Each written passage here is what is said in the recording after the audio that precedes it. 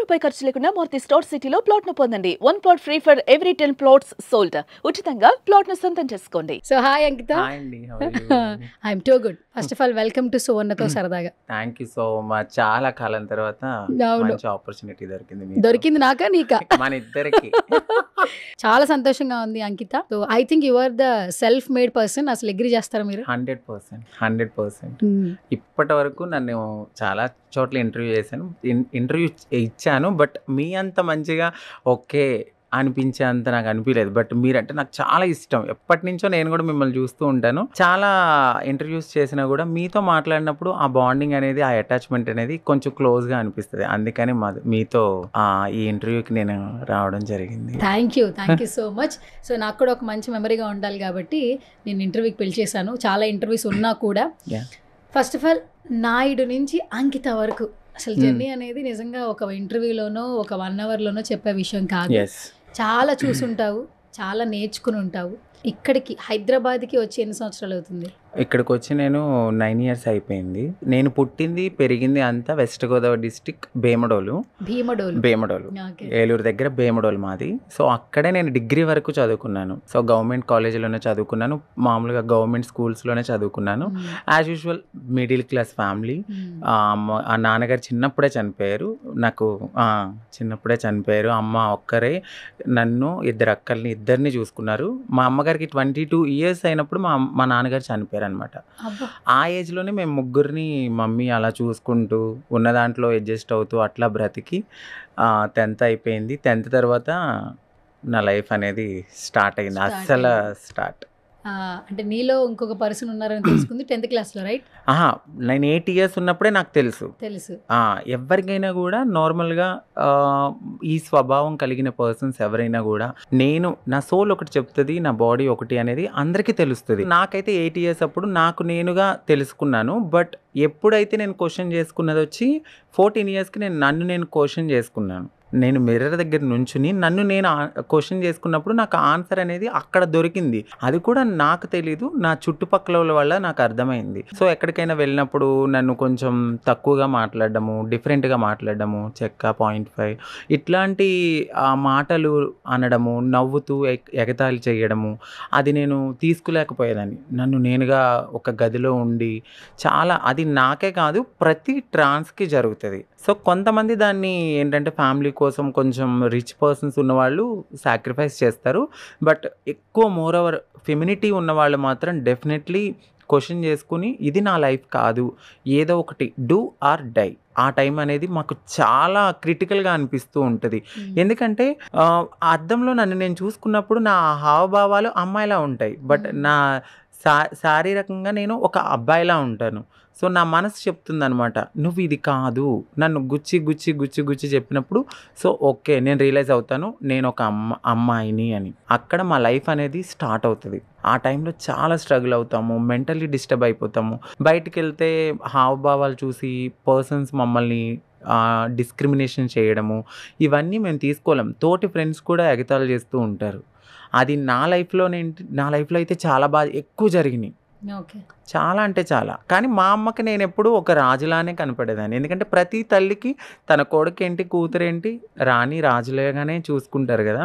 So మా అమ్మ కూడా నన్ను చాలా బాగా చూసుకునేవారు.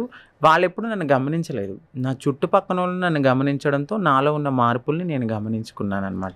అరే అసలు మార్పులు గమనించిన తర్వాత ఇప్పుడు నువ్వు చెప్తుంటే ఫ్యామిలీ స్టేటస్, మమ్మీయే మిమ్మల్ని అంతా చాలా కష్టపడి పెంచారు, ఫాదర్ లేకపోయినా. 3 పిల్లలు అంటే నార్మల్ విషయం కాదు. అది చాలా యంగ్ ఏజ్ లో చనిపోయారు నాన్న. ఆమెకి 21 అంటే చాలా చిన్న ఏజ్ లో చనిపోయారు. 22 years. ఓకే. తర్వాత నేను పైకి ఇలా కనిపిస్తున్నాను బట్ నా లోపల వేరే చేంజెస్ వస్తున్నాయి అమ్మ అని అమ్మతో ఫస్ట్ కాన్వర్జేషన్ జరిగినప్పుడు అమ్మ నీకు చెప్పిన వర్డ్స్ ఏంటి? నాన్న, నువ్వు మ్యారేజెస్ కానీ ఇలాంటివి ఏమీ చేసుకోవద్దు. సో అందరూ చాలా ట్రోల్ చేస్తుంటారు, నీకు పెళ్లి సంబంధం అయినప్పుడు నువ్వు పరిగెత్తుకుంటూ వచ్చావని. అదంతా రాంగ్ అనమాట. ఇప్పుడు నేను నా లైఫ్లో ఫస్ట్ మీకే చెప్తున్నాను ఇది. సో ఏంటంటే మా మమ్మీకి చెప్పినప్పుడు చాలా బాధపడ్డారు. బట్ సొసైటీలో ఇలా ఉంటుంది నాన్న, నువ్వు మారొద్దు, నువ్వు అమ్మాయిలాగానే ఉండాలన్నా కూడా అలాగే ఉండు, కానీ చేంజ్ అవ్వద్దు, అబ్బాయిలానే ఉండు అని చాలా గట్టిగా పట్టుకుని నన్ను, మా 2 అక్కలు అక్కడే ఉన్నారు. మా ఇంట్లో మేమే ఒక 4 పిల్లర్స్ లాంటి వాళ్ళం. ఒకరికి ఏ కష్టం అనిపించినా మేము చెప్పుకుంటాం కాబట్టి నన్ను చాలా గట్టిగా హగ్ చేసుకుని, నీకెందుకు ఇలాగ వచ్చింది, మనం ఏం పాపం చేసుకున్నాము, అట్లా చాలా అంటే చాలా బాధపడ్డారు మా అమ్మ వాళ్ళు కానీ, అక్క వాళ్ళు కానీ. బట్ దేవుడు, నేను అన్నాను ఇది నాకు శాపం కాదు, ఎంతో పుణ్యం చేసుకుంటే నేను ఇలా పుట్టానేమో అని ఆ ఏజ్లోనే నేను చెప్పాను. 16 ఇయర్స్ అప్పుడే నేను ఇలా చెప్పాను.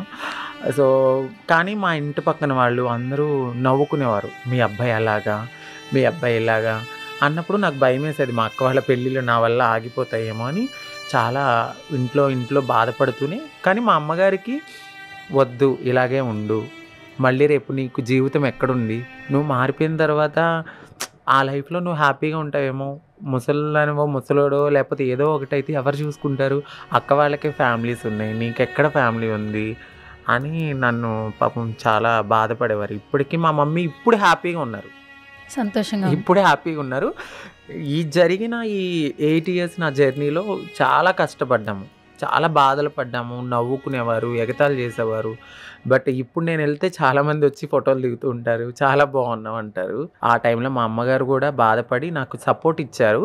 దట్టు 3 ఆడపిల్లలు, వాళ్ళకి పెళ్ళిళ్ళు చేయాలి, వాళ్ళ పోషణ మీ మమ్మీదే, పైగా చుట్టుపక్కల వాళ్ళు ఏమన్నా అంటే ఇప్పుడున్నంత సోషల్ మీడియా ఎంత అర్థం చేసుకున్నంత అప్పట్లో లేదు అస్సలు. ఫస్ట్ ఇలా అనగానే ఓకే వచ్చి వీడు ఇలా డిఫరెంట్గా, ఏదైనా ఫంక్షన్స్కి వెళ్ళినా కూడా నన్ను అసలు పట్టించుకునేవారు కాదు, దూరంగా కూర్చోబెట్టేవాళ్ళు, దూరంగా మాట్లాడేవారు. అంటే చుట్టాలే ఇలా చేసినప్పుడు ఇక సొసైటీ మమ్మల్ని ఎంత దారుణంగా చూస్తుంది. ఫ్యామిలీ యాక్సెప్టెన్సీ ఉన్నా కూడా సొసైటీ అనేది కొంచెం ఎంతైనా కొద్దిగా ఆ గ్యాప్ అనేది ఉంటుంది.